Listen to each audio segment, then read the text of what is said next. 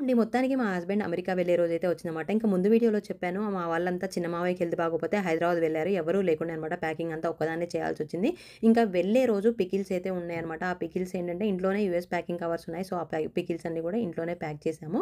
ఇంకా తర్వాత హైదరాబాద్‌కైతే 2 కార్లలో అయితే బయలుదేరామన్నమాట. వన్స్ హైదరాబాద్‌కెళ్ళిన తర్వాత హాస్పిటల్‌కి వెళ్ళి అందరికి సెండ్ ఆఫ్ ఇచ్చి వెళ్దాము అనుకున్నాం కానీ, సిట్యుయేషన్ అనేది కొంచెం డిఫరెంట్‌గా ఉండి బావ అనుకోకుండా ఫ్లైట్ క్యాన్సిల్ చేసుకోవాల్సొచ్చింది. ఫ్లైట్ క్యాన్సిల్ చేసుకొని కూడా మళ్ళీ 4 డేస్‌కే బుక్ చేసుకున్నాడనమాట. ఇంకా ఆప్షన్ లేకుండే. సో, అలా ఇంకా మళ్ళీ పంపించడానికైతే ఇంకా ఆ రోజు ఫ్యామిలీ అందరూ రావడానికైతే కుదరలే అనమాట. ఓన్లీ అన్నయ్య, తమ్ముళ్ళు, నేనైతే వచ్చి ఇంకా బావకి సెండ్ ఆఫ్ అయితే ఇస్తా ఉన్నాము. ఇంకా బావ లేకుండా ఒక 4, 5 మంత్స్ ఉందాం అనుకున్నాం కాబట్టి ఆ టైంకి ఇంక ఎమోషన్ అయితే అయిపోయానమాట. సో, అందరూ ఉన్నారు. బట్ ఇంకా ఆ టైంలో అలా ఉంటుంది కదా! ఇంతకీ ఎందుకు ఫ్లైట్ క్యాన్సిల్ చేసుకున్నాడు? మళ్ళీ 4 డేస్‌లోనే ఎందుకు బుక్ చేసుకున్నాడు? ఏంటి అనేది అయితే ఇంకా నా ఛానల్‌లో అయితే ఫుల్ డీటెయిల్స్‌తో వీడియో అయితే అప్లోడ్ చేశాను. ఫుల్ వీడియో కిందైతే లింక్ ట్యాగ్ చేస్తాను. తప్పకుండా వాచ్ చేయండి. అండ్ వీడియో నచ్చితే ఒక లైక్ ఇవ్వడం మాత్రం మర్చిపోకండి.